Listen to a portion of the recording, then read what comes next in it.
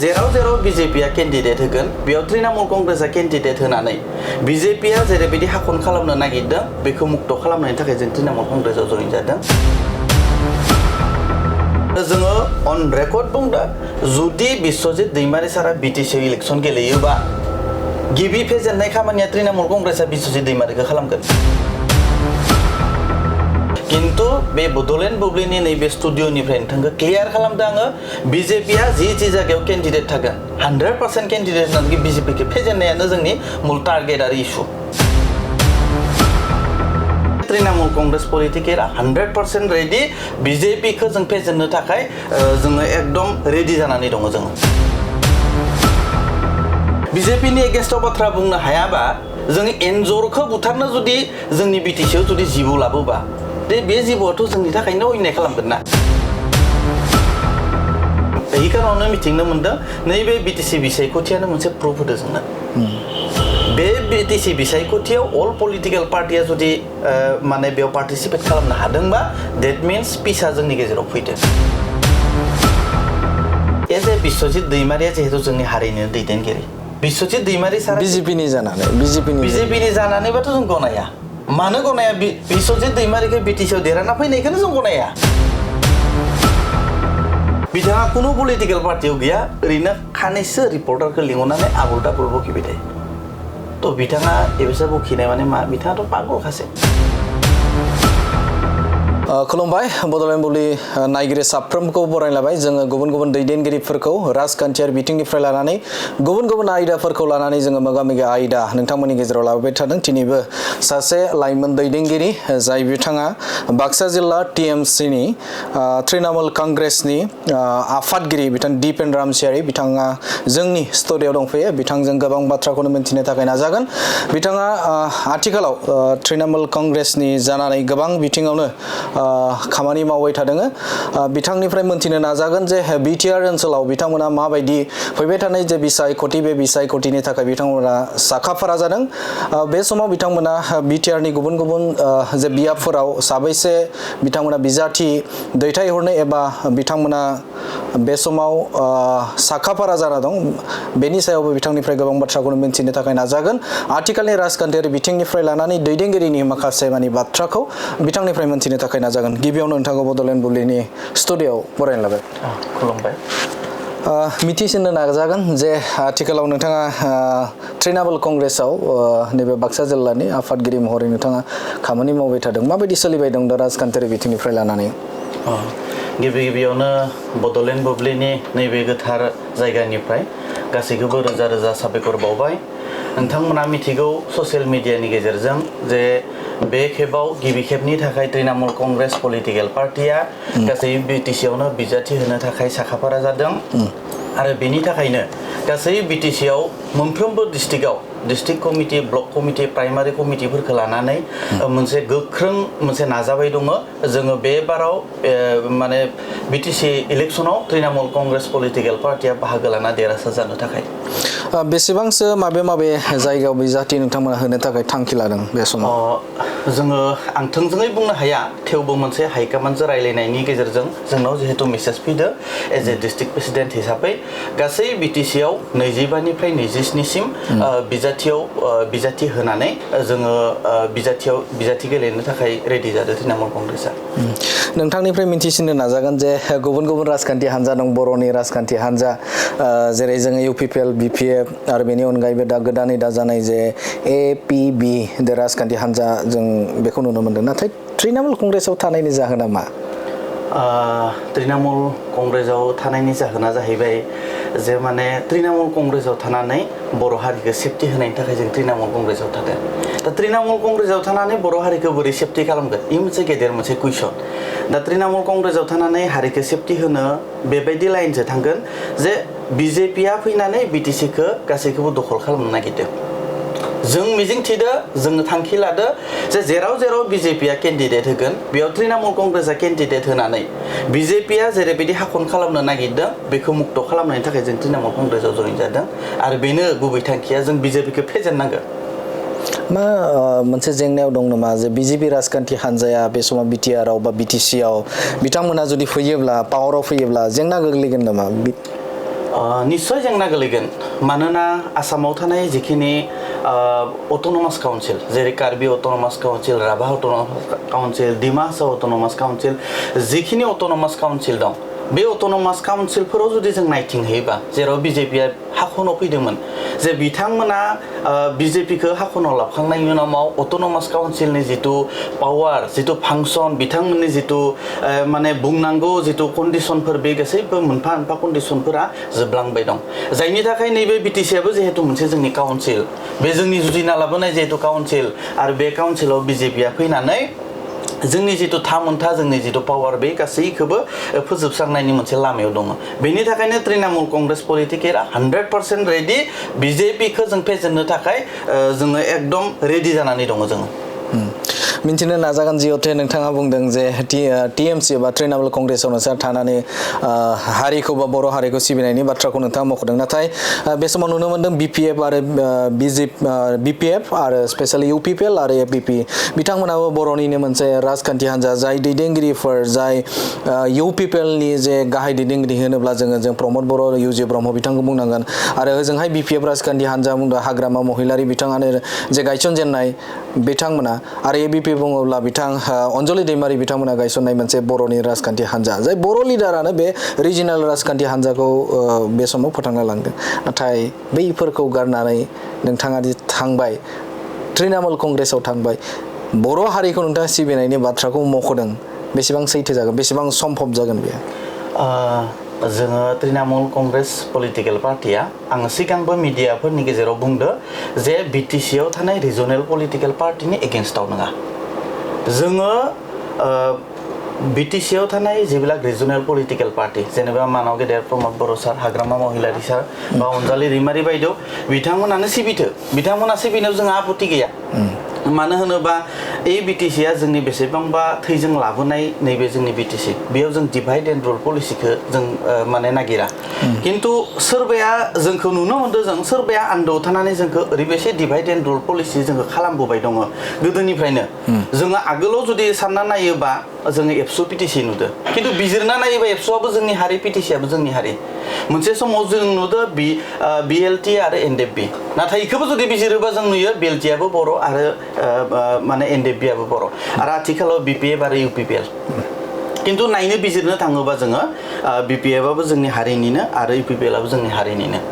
बे हारिखौ divide and rule policy सोर खालामबाय दं सोरबाया गोजानाव थानानै साबिखौ लानानै जोंखौ बेबायसा खालामबाय दं जायनि थाखाय जाय जोंखौ बेबायसा खालामदो बेखौनो प्रतिहत खालामनो जों तृणमूल कंग्रेसाव फैदो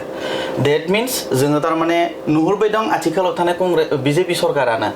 जोंनि नैबे दा थानाय जोंखौ डिभाइड एन्ड रुल पलिसि जोङो खालामबाय दं आरो जों नुनो मोनबाय दं बिजेपिआ कुनु पयथे जोंनि ट्राइबेल आरो बर' हारिनि थाखाय मोजां पलिटिकेल पार्टि नङा आरो बेखायनो पलिटिकेल पार्टि नङा आरो होननानै बुंदो दिनै जन्मनि राभाया ट्राइबेल जानायखाय दिनै न्याय मोनाखै दिनै आसामाव थागिबि बा गोदोनिफ्राय थाबोनाय हारिया सोरमोन जोंनोमोन जोंनि हायावनो दिनै नटिस फाथायो दिनै आसामाव जिमान आनएमप्लयमेन्ट दङ ए आनएमप्लयमेन्टनि सलुसना मा सलुसना जाहैबाय जों रिजाल्टआ मोनदों मा सोरबा मन्त्रिनि हिन्जावा दिनै मोसौनि थाखाय साबसिडि स्किम मोनो एबेसा मोनसे बहुत अनियमय आरो दुर्नीतिनि मोनसे दला जोंखौ बिटिसिआव फैनानै मोनसे गुंग्ले मोनसे पलिटिकेल पार्टि खालामनो नागिरफैबाय दं जायनि थाखाय जों बिजेपिखौ होबथानो थाखाय जोङो तृणमूल कंग्रेसखौ एक्सेप्ट खालामनो लागा बाध्य जादों खारन दिनैनि डेटआव ना बिपिएफआ बिजेपिनि एगेन्स्टआव बाथ्रा बुंनो हागोन ना इउपिपिएलआ दिनै बिजेपिनि एगेन्स्टआव बाथ्रा बुंनो हागोन बिजेपिनि एगेन्स्टआव बाथ्रा बुंनो हायाबा जों एन्जरखौ बुथारनो जुदि जोंनि बिटिसिआव जुदि जिबौ लाबोबा बे जिबौआथ' जोंनि थाखायनो अयनाय खालामगोन ना गतिके बे जिबौखौ जों बुथारनो जों नागिरदो तृणमूल कंग्रेस पलिटिकेल पार्टिया बिजेपिखौ फेजेननो थाखाय जोङो 100% स्टेन्ड जादों आरो नोंथाङा गम मोनगोन बे साननैसोनि गेजेरावनो गासै बिटिसिआव माबायसा मुभमेन्टआव तृणमूल कंग्रेसआ थांगोन नोंथाङा गम मोनगोन जोंनाव 30 तारिखै मथनगिरिआव जयनिं दं ए टु जेड जोङो गोबां बर' दैदेनगिरिफोराबो जोंखौ सापर्ट मोनदों आरो नोंथांमोना जेतिया जोंनि केन्डिडेट डिक्लेयार जागोन 80% नोंथाङा नायनो मोनगोन जोंनि बर' केन्डिडेटआनो जोंनिजों हेफाजाब होबाय दं मिथिनो नाजागोन जिहेतु बिटिआर ओनसोलाव गुबुन गुबुन गिदिर गिदिर राजखान्थि हान्जा आरो दैदेनगिरिफोर बिथांमोना हाबनायनि बाथ्राखौ मख'दों बिजेपि राजखान्थि हान्जा कंग्रेस नोंथांमोननि तृणमूल कंग्रेस आरो बेनि अनगायैबो गुबुन गुबुन जे राजखान्थि हान्जाफोरा बे समाव नोजोरा बिथांमोना बिटिसिआव थारैनो जे सिगांनि सामखौ जों जुदि रुजुना नायोब्ला थांनाय 2020 आरो बेनि सिगाङाव नैबे 5 बोसोरनि आगोलाव गुबुन गुबुन राजखान्थि हान्जाया बिटिआरआव बिसायख'थि गेलेनो थाखाय सिमां सुजुवामोन नाथाय बे समाव मा जाहोनाव बिटिसिआव गावनि दोलोखौ आरो बिटिसिआव बे समाव राजखान्थि गेलेनो थाखाय सिमां सुजुदों माबोरै सम्भब जानो हादों बेयो थोंजोङै जुदि बुंनो थाङोबा जोङो 17 बोसोरनि सिगाङाव जितु मोनसे पलिटिक्स जाबाय दंमोन आरो दा आथिखालाव जितु बिटिसिआव पलिटिक्स जाबाय दं जों मोनसे डिफारेन्स नुदों किन्तु बेबो इउनिभार्सेल ट्रुथ जे मोनसे पलिटिकल पार्टिया बबेबा मोनसे जायगायाव इलेक्शन गेलेनो हागोन एज ए इन्डियान कन्स्टिटिउसन दा बाथ्राया जाहैदों मा जि जायगायाव जोङो आगोलो इलेक्शन गेलेनाय मोनसे परिबेसखौ मोनाखैमोन होनना दाबि खालामबोबाय थायो किन्तु आथिखालाव मोनसे सुजुग मोनदों गासैबो गणतन्त्रआव निजिनि अधिकारखौ मोननो थाखाय as a Indian constitution election गेलेनो फैनो नागिरदों जोङो वेलकाम खालामगोन बा जोंबो निजेबो हागोन तृणमूल कंग्रेस पलिटिकल पार्टिया गिबि खेबनि थाखाय बिटिसिआव इलेक्शन गेलेगोन दा जोंनिया जाहैबाय मा जों मा पलिसिजों रायजोफोरखौ हान्थना खालामनो हायो जोंनाव मा पलिसि दं जों मा पलिसिजों रायजोफोरखौ मोनसे मोजां मोनसे गोजोन मोनसे थासारि लाबोनो हायो बेनि थाखाय जों तृणमूल कंग्रेस पलिटिकल पार्टिया फैदो आदारवाइज बेलेग पलिटिकल पार्टिया मानो इलेक्शन गेलेनो फैदो इनि बागै जों सिन्थनीय नङा बा बेखौ जोंहा सिन्था खालामनो लागा बिखय गैया जोंनि तृणमूल कंग्रेस पलिटिकल पार्टिया रायजोनि थाखाय खामानि मावनो जोङो बिटिसिआव फैदो बेयो जोंनि थाखाय माने मिजिंथिनाय आरो जोंनि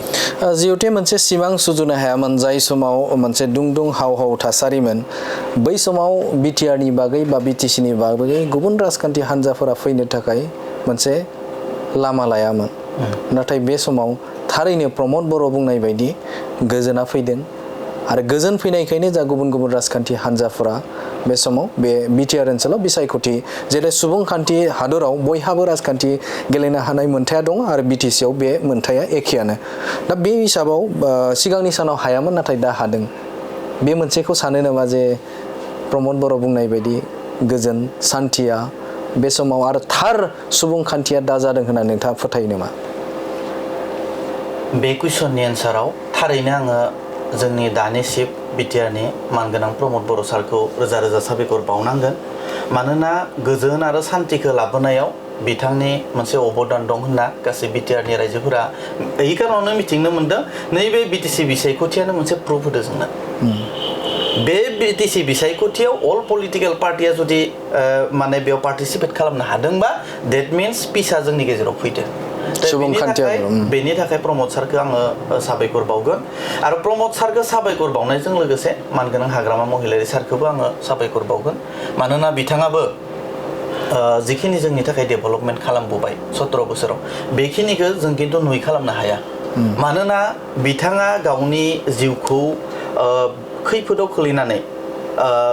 जितु आन्दलन खालामनाय जितु डेभेलपमेन्टनि जोंनो लामा होलांदो बेनि थाखाय जोंनि बर' हारिया मानव गेदेर हाग्रामा महिलारि सार प्रमद सार खानैखौबो एज ए दैदेनगिरि हिसाबै जों मानिनांगोन जों दैदेनगिरि हिसाबै मानियो पलिटिकल पार्टि हिसाबै जों फाइट जागोन किन्तु एज ए दैदेनगिरि हिसाबै मास्ट बि मानियो जों हाग्रामा महिलारि सार आरो प्रमद बर' सारखौ बिसायख'थियाव जिहेतु बाहागो लागोनखौ नोंथाङा मख'दों बिपिएफ राजखान्थि हान्जा इउपिपिएल राजखान्थि हान्जा गुबुन गुबुन राजखान्थि हान्जाफोर दङ जुजिनाया सोरजों नोंथांमोननिया जागोन बायदि सानो जुजिनायाथ' अल पलिटिकल पार्टिजोंनो जागोन अल पलिटिकल पार्टिजोंनो जागोन किन्तु बिटिआर ओनसोलाव थानाय जितु रिजनेल पलिटिकल पार्टि बेफोरखौ जों रेसपन्स होनानै बबेबा जुदि जोंना नरम स्थिति जायोबाबो किन्तु बे बड'लेण्ड बुब्लिनि नैबे स्टुडिअ'निफ्राय नोंथांखौ क्लियार खालामदों आङो बिजेपिया जि जायगायाव केन्डिडेट थागोन 100% केन्डिडेट होननानै बिजेपिखौ फेजेननायानो जोंनि मुल टार्गेट आरो इस्यु जिहेतु बिटिसिआव बिजेपिया गुबुन गुबुन राजखान्थि बा गुबुन गुबुन बियाबफोराव बे समाव केन्डिडेट होनायनि बाथ्राखौ मख'दों दा बे समाव नोंथाङा बुंदों बिथांमोनखौ फेजेननाया नोंथांमोननि थांखि बा नोंथांमोननि उद्देश्य होननानै नोंथाङा बाथ्राखौ मख'दों दा बे समाव बिजेपि राजखान्थि हान्जाजों मानि थाखाय बेफोरबायदि बा बे समाव बिथांमोनजों फायदा मानि थाखाय बिजेपि पलिटिकल पार्टिया जाहैबाय मोनसे ओरैबायसा पलिटिकेल पार्टी जि पलिटिकेल पार्टिया रिजनेल पलिटिकेल पार्टिखौ सारा इन्डियायावनो जों जुदि नायोब्ला रिजनेल पलिटिकेल पार्टिखौ सानफा बिथांमोना फोजोबनानै फैबाय दं किन्तु मोनसे अट'नमास काउन्सिलाव जुदि रिजनेल पलिटिकेल पार्टी थायाबा बिथांमोननि डिमान्डखौ फुलफिल खालामनो हायाबा मानोना हे मोनसे रिजनेल पलिटिकेल पार्टियाव मोनसे जातिनि इस्यु जाना थायो मोनसे माने हारिनि गुबुं मोननांगौ बे हंग्राम बे गासैबो मोनसे काउन्सिलाव जड़ित जाना थायो नाथाय जेतिया बिजेपिया फैगोन होनबा बे रिजनाव बे जितु अट'नमास काउन्सिलाव रिजनेल पलिटिकेल पार्टिया मोनसेबो खर' दिखांनानै बाथ्रा बुंनो हाया बेखौ जों मिथिगौ जायनि थाखाय जोङो रिजनेल पलिटिकेल पार्टिखौ फोथांनानै जुदि दोननानै जोङो बिजेपिखौसो जों 100% जुद्ध खालामनो थाखाय जों रेडि जादों आरो डेभेलपमेन्टनि नामाव बिजेपियाथ' जिर' नोंथांमोना मिथिगौ इन्डियाननि टप मोस्ट 5 स्टेटनि आसामखौ मोनसे स्टेट खालामनो नागिरदोंमोन बिथांमोना किन्तु फिथाइया मा फिथाइया जों इन फिउचाराव जों जुदि नुहैबा फिथाइखौ ओरैबायसासो नुदो जे आसामनि राजधानी दिसपुरावनो दैबाना जेराव स्वयं चिफ मिनिस्टारानो बे दैबानायाव फासिदो दे डेभेलपमेन्टआ माबायदि डेभेलपमेन्ट बेखौ नोंथांमोनाबो बिजिरना नाय गासै रायजो राजाफोराबो बिजिरना नायनो हागोन दिनै जोङो मोननांगौमोन मोसौ फार्मनि साबसिडिखौ रायजोफोरा मोननांगौमोन बेसेबांबा मोसौ फालांगि दङ बोरमा फिसिनाय अमा फिसिनाय किन्तु साबसिडिखौ दिनै सोरबा मन्त्रिया मोनो दिनै जोङो होनबा जुदि बिथांमोनाथ' दाखालि हमजानासो मिथिनाय आरो हमजायो बेसेबांबा मन्त्रि बिधायकआ डेभेलपमेन्टआ जादों बिजेपिना मन्त्रि बिधायकआ डेभेलपमेन्ट बाखि रायजोआ जिर' बिग मोनसे जिर' जायनि थाखाय जोङो बिजेपिया जे माबा मोनसे खालामनानै बिटिसिआव लाबफैगोन आरो बिथांमोना जे माबा मोनसे डेभेलप खालामना जोंनो होगोन नेभार बेखौ साननो नाङा रायजोफोरा एकदम बिग जिर' आरो मिसा बाथ्रा बिथांमोना जोंनाव डेभेलपमेन्ट खालामनो हाया बिथांमोना फैबा मोनसे घटना जागोन बिथांमोना फैबा मोनसे डेभेलपमेन्ट जागोन डिभाइड एन्ड रुल पलिसिखौ बर'नि गेजेराव गोबांथार खालामनो हानाय मोनसे डेभेलपमेन्ट खालामनो हागोन बेखौ जों 100% मिथिगौ बर'निनो दैदेनगिरि जाय दैदेनगिरिया मोनसे समाव बिथाङा बिपिएफ राजखान्थि हान्जायाव बिथाङा गोलाव सम थादोंमोन आरो मोनसे सासे पावारफुल नर्थ इस्टनिनो सासे दैदेनगिरि आरो आथिखालाव बिथाङा आसाम आयेन आफादनि बुंथिगिरि बिथां बिस्वजित दैमारिया बिजेपि राजखान्थि हान्जायाव दङ दा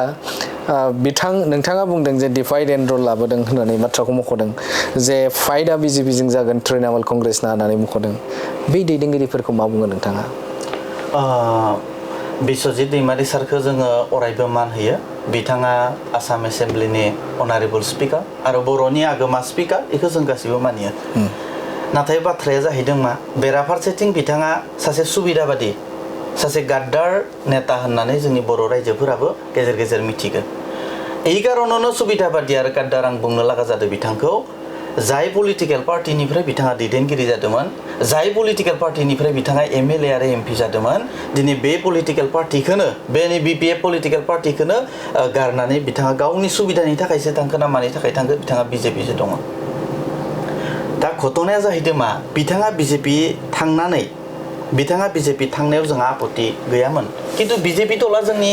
अट'नमास काउन्सिलखौ बा बर' हारिखौ खुथि खालामनायनि थाखायसो जों बिथांजों जों एन्टि एज ए पार्सनेलिटि बिस्वजित दैमारिजों जोंहा एख' गैया किन्तु बिथांनि पलिटिक्सखौ लाना जोंहा असुबिदा दङ आरो जोङो अन रेकर्ड बुंदों जुदि बिस्वजित दैमारि सारा बिटिसिआव इलेक्सन गेलेयोबा गिबि फेजेननाय खामानिया तृणमूल कंग्रेसआ बिस्वजित दैमारिखौ खालामगोन आरो बेनि थाखाय जिमान स्ट्रं जोंनो केन्डिडेट नांगौ बे केन्डिडेटआ 100% जों रेडि खालामगोन जेरैखि जाया जों बिथांखौ फेजेनगोन मानो फेजेनगोन होनोबा नर्थ इस्टनि करिडरा जाहैबाय आसाम नर्थ इस्टआव जुदि करिडराव थांनो जायोबा आसामखै हाबनानै जोङो मेघालयानो जा मणिपुरानो जा अरुणाचल जि माने स्टेटआव थांनो लागा दं जों आसामखैजा हाबलांनांगोन थिग बेबायदिनो बिटिसि बिजेपिनि करिडरा खिन्थु बिस्वजित दैमारि आरो बे करिडरखौ बन्द खालामाबा जोंना थाग थिग लासै बिजेपिया फैगोन गतिके जोङो बे करिडरखौ बन्द खालामनो थाखाय जों रेडि किन्तु अन रेकर्डबो बुंदों पार्सनेलिटि बिथांजों जोंहा बिस्वजित दैमारि सारजों कोनो शत्रुता गैया तृणमूल कंग्रेसआ उसुबिदा दं बिथांनि पलिटिकेल पार्टिखौ लानानै बिस्वजित दैमारिजों आं बेखिनिखौनो बुंदों आरो बिथांनि समान अभिज्ञता जोंहा गैया तथापि जिखिनिखौ बिजिरना नायदो जोङो जिखिनिखौ बुजिना मोनदों जे पलिटिकेलाव बिथांजों 100% जोंहा फाइट जागोन तृणमूल कंग्रेसआव फैयोब्ला बिस्वजित दैमारिया वेलकाम खालामगोन नामा तृणमूल कांग्रेस पलिटिकल पार्टियाव फैयोबा बिश्वजित दैमारिखौथ' जों वेलकाम खालामगोन खारन तृणमूल कांग्रेस पलिटिकल पार्टिया बर' हारिखौ खहा खालामनाय खामानि मावा नङा आरो बर' हारिखौ नङा बिटिसिखौ खहा खालामनाय खामानिखौ जों मावा नङा गतिके जोङो जायफोर दैदेनगिरिया फैगोन बिथांमोनखौ जों वेलकाम खालामगोन डेफिनेटलि वेलकाम खालामगोन बेयाव जोंहा खुनु दिदा गैया खिन्थु घटनाया जाहैबाय मा तारमाने जोंनि अट'नमास काउन्सिलखौ खति खालामनाय जिकुनु केन्डिडेट बा जिकुनु डायनामिक जिमान गेदेर लिडार जाथो बिथांजों जोंहा कमप्रमाइस गैया मोनथिनो नाजागोन जिहेते बर'नि दैदेनगिरिफोर दङ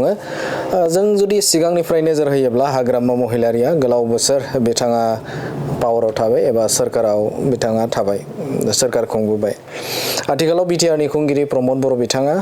5 बोसोर आबुं जानोसै बिथाङा 5 बोसोर नैबे समाव सरकारखौ खुंनोसै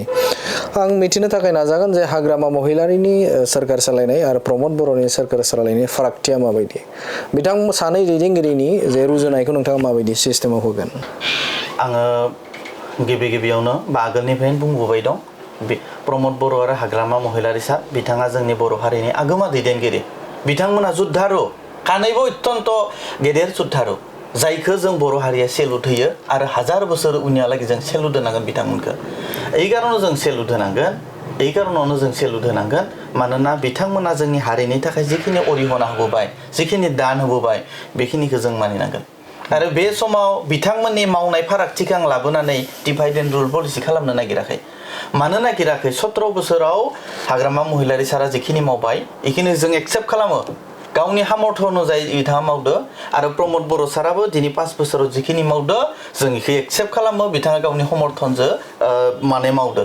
खिन्थु दा जों आं बेखिनिखौसो खावलायनो नागिरदों नैबे स्टुडिअनि गेजेरजों मानगोनां हाग्रामा महिलारि सार आरो प्रमद बर' सार खानैबो खोब थाबैनो जिमान थाबै हायो बिथांमोना ज' जानांगौ आरो बिथांमोना ज' जायोबा जों बिजेपिखौ आउट खालामनो हागोन आरो ज'आ এই कारनाव जानांगौ जोंनि हारिनि थाखाय बिटिसिआव थानाय जिमान जाति जनगोष्ठी दं बिथांमोननि थाखाय जों ज' जानांगौ मात्र सिआरनि थाखाय एबेसा डिभाइड एन्ड रुल पलिसि खालामनाङा सिआरआ बर' रायजोफोरा लाबोनाय बिथांमोनानो आन्दोलन खालामना लाबोनाय बे सिआरआव सोरबा नङा सोरबा गुबुन जोंनि बर' हारिफोरानो जगोन मालाबा हाग्रामा महिलारि सारा जादो मालाबा प्रमद बर' सारा जगोन बेखौ रायजोआ मेन्डेट होगोन जेथिया बिथांमोना जनो मोनगोन किन्तु बेखिनि समायाव अत्यन्त जरुरी जादों बिथांमोना जिरायनो थाखाय दा बे बाथ्राखौ बुंनायनि सिगां आंखौ आरो कुइसनबो खालामगोन जे नोंथाङा जुदि इमान हारि ओनसोलावबा मानो तृणमूल कंग्रेसआव फैदों बेबो मोनसे कुइसन जानानै फैगोन जोङो हारिनि एन्टि नङा आं तृणमूल कंग्रेस पलिटिकेल पार्टियाव फैनाया बेनो जाहोना बिजेपिखौ आउट खालामनायनि थाखाय आं आगोलावबो नोंथांनि सिगाङाव बुंदो नहले आंखौ कुइसन खालामगोन नङा बिश्वजित दैमारिया सिफ जायोब्ला गनायगोन ना गनाया नोंथाङा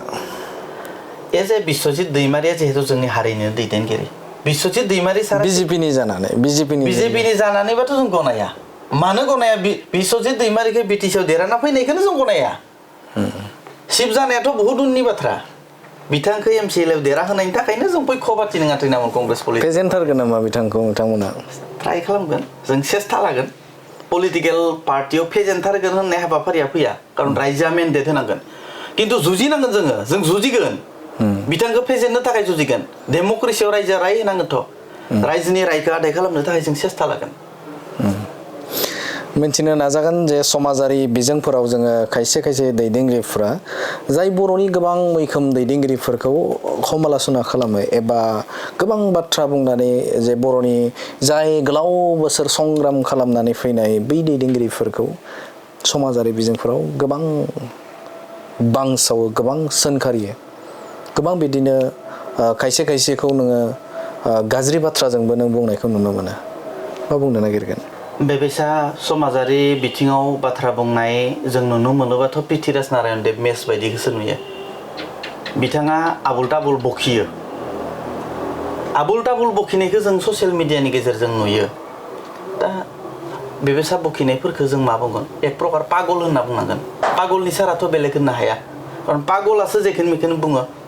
दा पृथ्वीराज नारायण देव मेस पार्सनेलिटि एख' गैया किन्तु बिथांनि पलिटिकेल पार्टिया मा दिनैनि डेटआव बिथांनि पलिटिकेल पार्टिया मा रायजोफोराथ' नागिरना मोननाय नङा गैया नामा बेना पलिटिकेल पार्टि बिथाङा सासे सुबिदाबादि होनना बुंनांगोन सुबिदाबादि होनना मा कारनाव बुंदों गिबियावनो बिथाङा बिपिएफ दंमोन नेक्स्ट टाइम बिथाङा इउपिपिएल थांबाय बेनिफ्राय फैना मालाबा आकु बिपिएफ फैबाय टिकेट केन्द्रिक हंखार जाबाय बिथाङा आकु निर्दलीय गेलेबाय आरो निर्दलीय गेलेनानै बिथाङा मा होनो आं पलिटिकेल पार्टी खुलिगोन दिनैनि डेटआव what is his political party रावबो जों मिथिया आं खिन्थु बुंदों बिथाङा सासे सुबिदाबादि आरो पागल होननानै मा बुंदों आं पागल होननानै बुंनायनि जाहोना जाबाय कुनु पलिटिकेल पार्टीनि दैदेनगिरि बा बिबानाव गैयालासिनो नंगौ इन्डियान कन्स्टिटिउसनाव खासे मानसिया जेखिन मेखिन बुंबाय थानो हागौ किन्तु पलिटिकेल पार्टीनिफ्राय जुदि माबा मोनसे स्टेटमेन्ट होनांबा हयथ' बबेबा मोनसे पलिटिकेल पार्टीनि दैदेनगिरि जानांगोन बा बबेबा मोनसे पलिटिकेल पार्टीयाव थानांगोन बिथाङा कुनु पलिटिकेल पार्टीयाव गैया ओरैनो खानैसो रिपर्टारखौ लिंहरनानै आबुल दाबुल बखिबाय थायो थ' बिथाङा एबेसा बखिनाय माने मा बिथाङाथ' पागलखासै बे बिथांमोननि बाथ्राखौ जों बुंना बानसावना लाब गैया जों जायफोर गोजोनखौ लाबोनो सिन्था खालामगोन जायफोर मोननै पजिटिभ रिजाल्ट होगोन जायफोर जोंनो मोननै देहा होगोन बेबायसा मोनसे दैदेनगिरिखौ जों अनुहरन खालामो बेबायसा मोनसे दैदेनगिरिनिफ्राय जों माबा मोनसे सोलोंनो नाजायो बेफोरसो दैदेनगिरि जोंनि बिटिसिआव थानाय गोबांथार दैदेनगिरि दं हाग्रामा महिलारि सारानो जा खाम्फायानो जा जोंहा फेरेंगा सारानो जा हयथ' जोंहा प्रमद बर' सारानो जा रन्जन दैमारि सार बा अनजलि दैमारि बायद' जों एबेसा दैदेनगिरिनिफ्राय पजिटिभ रिजाल्ट जों लाबो पजिटिभ रिजाल्ट जों नायो आरो बेबायसा पजिटिभ रिजाल्टनिफ्राय जों मोननैसो जोंबो सोलोंनो हायो इयुन जोलैयाबो सोलोंलाङो बेबायसा मोननिखौसो जों नायो खिन्थु बे पागलामि कुबायनायखौ जोंनो नाङा आरो बेसा पागलामिजों जोङो कुनु मेटार गैया जोंना इउ पिपिएलनि स्ल'गाना जुदि जायोब्ला गोजोनखौ लानानै बिथांमोना स्ल'गान होदों हाग्रामा महिलारिना बिथांमोना स्ल'गाना जादों मा फैबाय थानाय समाव आक' एबार बिपिएफ सरकार बिथांमोननि स्ल'गान बा प्रमद बर' हाटाव बिटिसि बासाव स्ल'गान बिजेपि राजखान्थि हान्जानि बिथांमोननि स्ल'गाना जादों मिशन बिटिआर लानानै बिथांमोना स्ल'गान होनानै बे समाव बिटिसिआव आवगायदों तृणमूल कंग्रेसनि स्ल'गाना मा जागोन तृणमूल कंग्रेसनि स्ल'गानाथ' मिशन बिटिआरमोन नोंथांमोना हयथ' ससियेल मिडियायाव नुनो मोन्दों जोंनिया जेते AITC निफ्राय फेसबुक पेजनिफ्राय जेतिया भिडिअ बा फट' जुदि रिलिज जायोबा नोंथांमोना नुनो मोनगोन मिशन बिटिआर होनना बे मिशन बिटिआरखौ सोर माने लांनानै सोरनिबा हयथ' बिजेपिआ खावदों नामा एजेन्डा खालामना लाहैदो बेखौ मिथिया खिन्थु आंसो नुदों बिजेपिनिखौ खिन्थु आङो फार्स्ट टाइमाव जों नुनो मोनाखैमोन खावदों नामा बिथांमोना नोंथांमोननिखौ खावदो होननानै 100% बुंनो हानाय नङा मानोना बिथांमोनाबो जुदि मिशन बिटिआर लादोंबा बेयाव हयथ' बुंनाया गोरोन्थि जागोन खिन्थु जोंनियाबो मिशन बिटिआर जादों मिशन बिटिआरानो जोंनिया माने स्ल'गान आरो बेखौ अन प्रुफ होदो नोंथांमोनाबो हयथ' ससियेल मिडियायाव जुदि पेजखौबो लाना नायोबा AITC निफ्राय नोंथांमोना नुनो मोनगोन मिशन बिटिआर आरो गासै डिस्ट्रिक्टआव फ्लेक्स लागायगोन नोंथांमोना गम मोनगोन मिशन बिटिआर तृणमूल कंग्रेसनिफ्राय मिथिनो थाखाय नाजागोन आङो जे नोंथांमोननि जाखिनि राजखान्थियारि दैदेनगिरिफोर दङ बे सिं लेभेलनि जिखिनि बुथ लेभेलनिफ्राय लानानै जिल्ला लेभेलनिफ्राय बिदिनो VCDC आरो प्राइमारि लेभेलनि कमिटिफोरा ब्लक कमिटिफोरा माबायदि स्ट्रं जानानै दं गोख्रोंथिया माबायदि मोनसे पलिटिकेल पार्टिया जुदि इलेक्सन गेलेनो लागा जायोबा गासैबो मिथिगौ जे बिथांमोननाव कमिटि वाइजआव थाबोलासो बिथांमोना मोनसे निर्बाचन गेलेनो हायो जेरै डिस्ट्रिक्ट कमिटि थानांगोन ब्लक कमिटि प्राइमारि कमिटि बा बुथ कमिटि आरो जोंनो नांगौ बायदि जिखिनि कमिटि अल डिस्ट्रिक्टनि सिङाव ब्लकनि सिङाव जितु प्राइमारि सिङाव जितु बुथ कमिटि बुथ लेभेलालागै जोंनिया ग्रथ जाबाय आरो जथेस्थ' जोङो खामानि मावबाय दं तृणमूल कंग्रेस पलिटिकेल पार्टिया जोङो कमिटि बा रायजोनि सायाव जोंहा अलबबो खन्थाइ गैया जों खालि जोंनो इलेक्सननि डेट नांगौ इलेक्सननि जोंनो डेट नांगौ आरो इलेक्सननि जुदि डेट मोनबानो नोंथांमोना जोंनि जितु रुद्र मुर्ति होननानै बुङो रुद्र मुर्ति जेरैबायदि जोङो माने नांनांगौ नोंथांमोना ससियेल मिडियानि गेजेरजों मोनगोन जोङो 100% जुजिगोन जोङो जोंनि बिजाथिफोरखौ देरहानो थाखाय गिबि खामानिफोरा नोंथांमोना मा जागोन मा इस्युखौ लानो रायजो राजाफोरनि गेजेराव थांगोन स्पेशेल इस्युआ मा जागोन नोंथांमोननिया दा इसु होनना बुङोब्ला जोंनि बिटिसिआव गोबांथार समस्या समाधान खालामबोबाय जोंनि बर' दैदेनगिरिफोरा थेवबो आकौ गोबांथार समस्या दंबावो जेरैबायदि हा हुनि समस्याफोरा 100% कमप्लिट जायाखै कमप्लिट खालामबोबाय दंबाबो कमप्लिट जायाखै जोंनि जितु हान्थिया जोंना फैबायबाबो आकौ बबेबा मोनसे माबा मोनसे कमिउनिटिजों माबा मोनसे माने गेजेराव मोनसे गेप जाना दङ आरो बेफोर गासैखौबो जों मिलायनानै एडुकेसन सेक्टरावनो जा जोङो हेल्थ सेक्टरावनो जा स्पर्ट्स सेक्टरावनो जा जों गोबां बिथिङाव खामानि मावगोन आरो तृणमूल कंग्रेस पलिटिकेल पार्टिया आरो नोंथांनि नैबे स्टुडिअनि गेजेरजों बुङो तृणमूल कंग्रेस पलिटिकेल पार्टिया फैगौ बिटिसि इलेक्सनाव किं मेकार जागोन बेसेबांसो मासि मोननायनि मोनसे सम्भाबना दं जुदि नोंथांमोना जुदियावबा दिनैसिम बबे बियाबाव बिजाथि बेफोरबायदि होनायनि थिरांखौ बाथ्राखौ बुङाखै नाथाय टार्गेट नोंथाङा बुंदों जे मिशन बिटिआरनि बाथ्राखौ नोंथाङा मख'दों दा बेवहाय मिशन बिटिआर बा मोनसे बेनि अनजिमा थागोन जिहेतु 40टा बियाबाव बे बियाबनि गेजेराव नोंथांमोना बेसेबां मिशननि टार्गेट खालामदों दा जोङो 25निफ्राय 27 जोङो बिजाथिफोर होगोन जोङो बियाबाव आरो बेनि मादाव जोङो जुदि सिकिउरिटि नुयोबा गोबांथार जोङो बियाब सिकिउरिटि नुदो जोङो जेरै क'क्राझार डिस्ट्रिक्टआव दं चिरां डिस्ट्रिक्टआव दं आरो आंनि डिस्ट्रिक्टआवबो मथनगुरि समस्तिखौ जोङो उद्धार खालामनो थाखाय जथेस्थ नाजाबाय दङ जोङो आखौ अदालगुरि डिस्ट्रिक्टआवबो सेम बेबायसा मोनसे कन्डिशनाव फैदो जोङो रायजोनि गेजेराव थांगोन रायजोआ जेरै आस्था बिश्वास होयो बेखौ लानानै जोंनि रिजाल्टआ ओंखारगोन आरो रिजाल्ट मोनैनि सिगाङावनो जों दांखब मारिनानै रिजाल्ट होनो थाखाय जों नाजाया आरो बेबायसा जों दैदेनगिरि नङा जोङो रायजोनि समस्याखौ समाधान खालामनो थाखाय जोङो 100% जों खामानि मावगोन आरो जोङो गुबुन गुबुन पलिटिकेल पार्टिजों एलायन्स जायाबाबो जोङो रायजोजों खिन्थु एलायन्सआव दङ दा रायजोजों जों एलायन्स खालामदो आरो रायजोफोरा जोंनो हयथ' नांगौ बायदि मोनसे फिडबेक होगोन होननानै जोङो मिजिंथिदो ओरैनो बेसेबांसो मोननायनि आसा दं बेखौ 100% खोथानो हायाबाबो जों बुंनो नागिरो जे 25टा सिटआव प्राय 10निफ्राय 12 13 सिटआव जों मोननायनि मोनसे सम्भावना दङ आरो जिहेतु बिटिआर ओनसोलाव नायोब्ला नोंथांमोननि जिखिनि राजखान्थियारि नैबे फोथारखौ जुदि नायोब्ला बेफोरबायदि दैदेनगिरि बा आथिखालाव एमएलए एमसिएलए इएम दा बेफोरबायदि देरहानायनि मोनसे दासिमहालागै गैया बा बेफोरबायदि दासिमबो नोंथांमोननि गेजेराव गैया हरखाबै बेफोरबायदि मासि मोननायनि बेसेबां नोंथांमोना आसाबादि हरखाबै नङा बे कुइसननि एन्सारा जों आगोलनिफ्रायनो खामानि मावबोबाय दं हरखाबै এই कारणनो नङा होननानै जों बुंदो जे थांनाय एमपि इलेक्सनाव खिन्थु क'क्राझाराव टिएमसिनि केन्डिडेट दंमोन आरो बे टिएमसिनि केन्डिडेटआ उइदाउट केम्पेन उइदाउट कमिटि बिथाङा मोनसे मार्जिन भटबो मोनदों आरो लोगोसे संगठन जादोंमोन जोंना जथेस्थ एमपि इलेक्सननिफ्रायनो जोंनिया मिशन बिटिआर दानि मिशन बिटिआर नङा कारण एमपि इलेक्सनाव जिहेतु जोङो जथेस्थ कमिटिखिनिखौ बानायनानै जोङो 80% आग बारायना दंमोन दा जों 20%ल' खामानि मावबाय दं आरो नोंथाङा गम मोनगोन सेप्तेम्बर मासनि उनाव जों 100% जोङो खामानि मावनानै मोनसे एकदम थांखियाव जों सहैनो हानाय मोनसे हाबाफारि जों लागोन जोबथारनायाव नोंथांनिफ्राय मिन्थिनो नाजागोन एबा नोंथांमोना जिहेतु खामानि मावबाय दङ रायजो राजाफोरनि गेजेराव थांबाय दं बिसायख'थि फोसावदिङा नोंथांमोना सोलिबाय दङ बे समाव जों बिटिआर ओनसोलनि थागिबि रायजो राजाफोरखौ भटार्स रायजो राजाफोरखौ माबाफोर खावलायगोन नामा बुंगोन नामा बे समाव बिटिसिनि 35 लाख जनसाधारणखौ